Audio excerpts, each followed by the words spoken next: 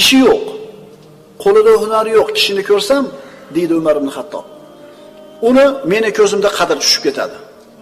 Har bir kishining qadr qiymati uni qiladigan kasbidagi mohirligida.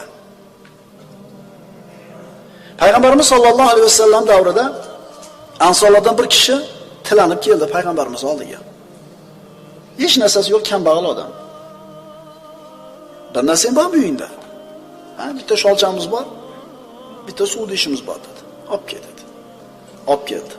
Rasululloh o'zini muborak qo'llariga olib, kim buni mendan sotib oladi? Bir kishi, men 1 dirham beraman ya Rasululloh. Kim ko'proq beradi deb 2 yoki 3 marta takrorladi. Shunda bir kishi, men 2 dirhamga sotib olaman dedi.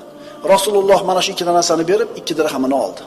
Boyaga tilanib kelgan kishining qo'liga berib turib, buni bir qismiga oilangga ovqat ol,